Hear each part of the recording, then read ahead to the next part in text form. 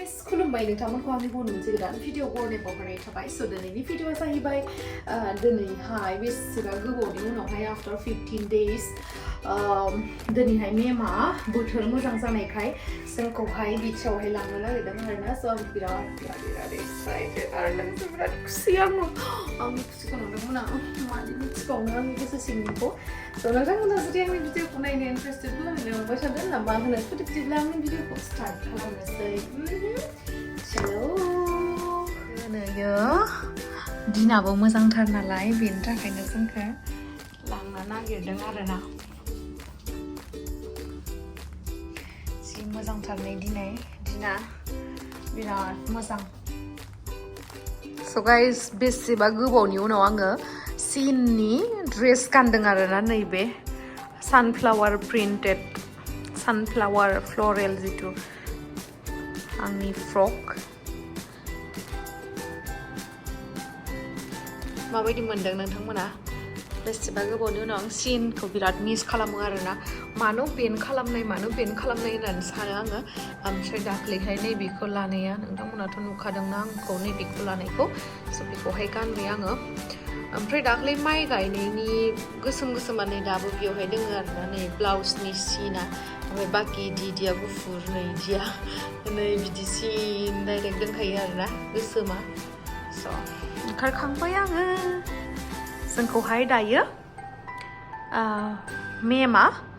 लांसिगोन आरोना नैबेखौहाय लाबा मोजां नुदों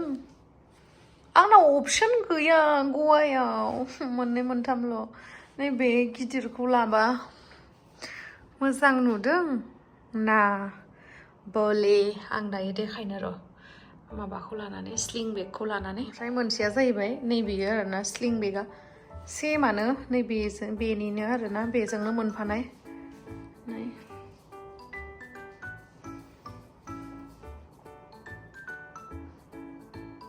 माबे मोनसेखौ लानांगौ आं कनफिउज जाबाय बेखौनो लानोसै नामा फिसाखौनो नामा फिसाखौनो लानोसै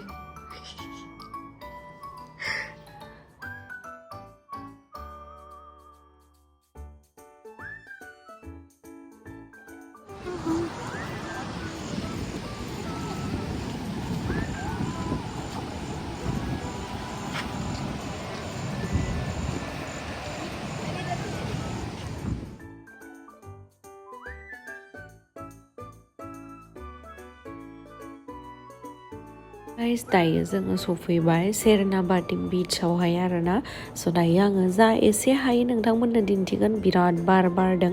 आरो लोगोसे दैया बिराद बुरजा जादों बेयावहाय रेड एलार्टबो थायो आरोना बेनि थाखायनो माने एसे गिदोंबो थांनो थाखाय रावबो दुगैया आरोना दा बायदियावहाय मानो होनोबा दा अफ सिजनबो नालाय नोंथांमोना नै बार बारनायखौ नुदों जानांगौ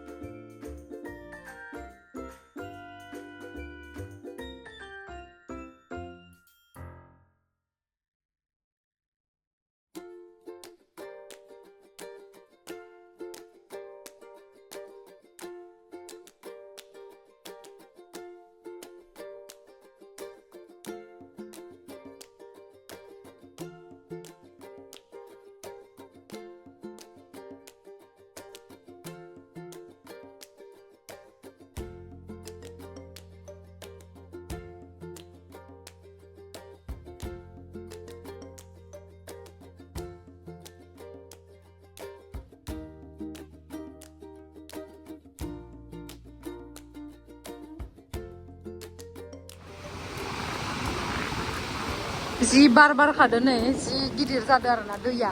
इथिंबो फाराव नुहुरा इथिंबो फाराव नुहुरा जा मोजांखा जि बार मोजांथार फैदो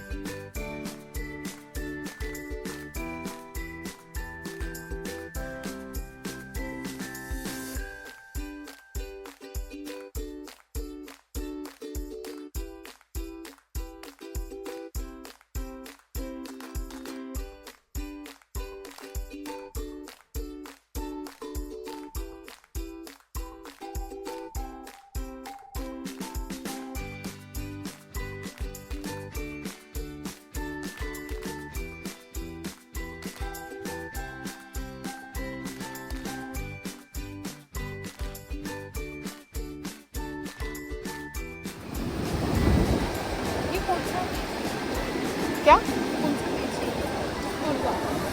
नहीं बोलो बोलो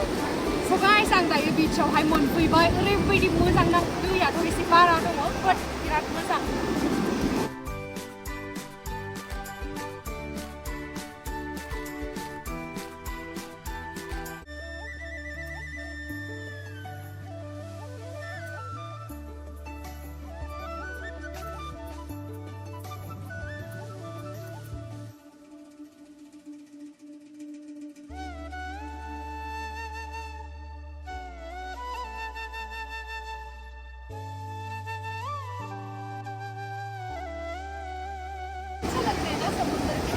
है ना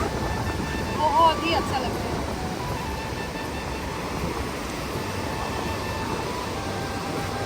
गोसोआनो सान्थि मोनबाय आंहा गोसोआ स्रां मोनबाय चलो चलते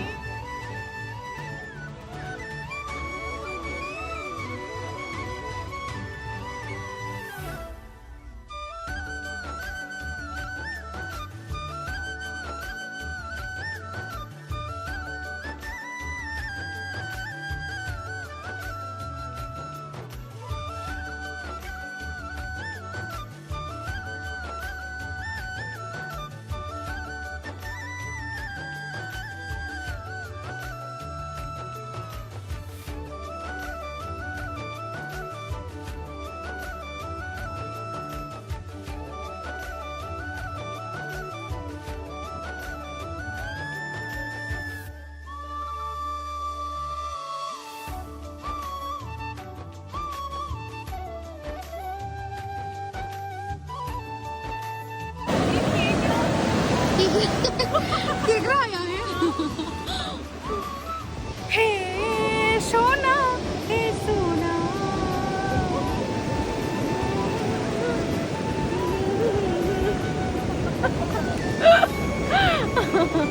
Time to enjoy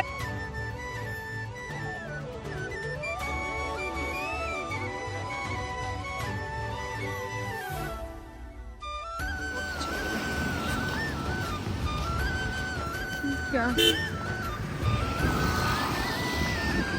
थांनोसै दायो जोङो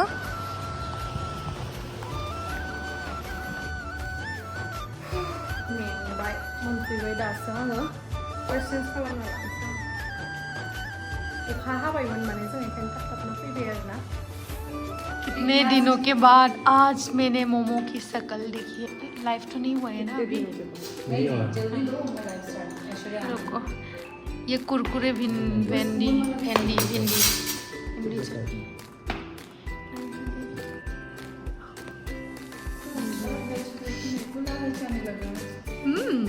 खाओगे आ जाओ मन कैसा है पता है जी जानो लुबैबाय आं सानना मोनजासिगोन आरोना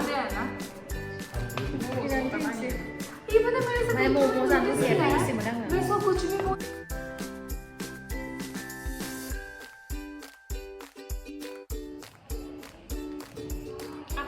बहुत दिनों के बाद आज मैं फाइनली खा रही हूँ मोमो वो भी पनीर मोमो कभी भी मैंने नहीं खाई थी पनीर मोमो लेकिन यहाँ पे आके खाया फिर देखा बहुत ही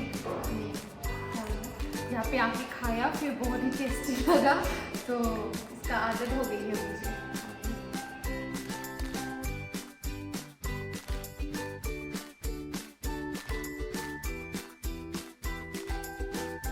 अभी गिराएगी गिरा के ही पिएगी कटोरी में ले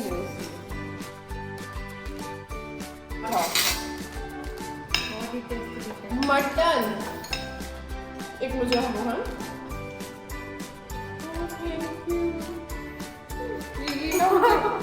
ये मुझे ना बहुत ज्यादा पसंद है लहसुन है वो हाँ पसंद है आपको ये वो रंजीता जी की तरफ से नहीं बना हुआ है ना मुझे सिर्फ यही देने वाले हो वो बोल रहा है बाकी का खुद ले लो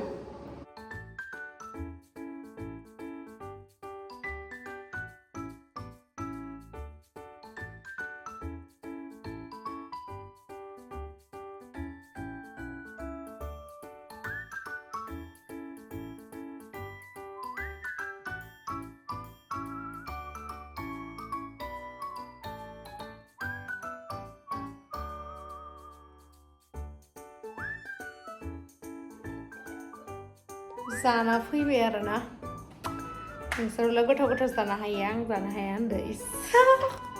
नारजि अमा जानो लुगैनानै थैनोसै आङो नारजि अमा जानो लुगैनानै दाख्लैनिफ्रायनो सेस जागासिनो आं बिराद जानो लुगैदों आं नारजि अमाल' नागिरगासिनो आं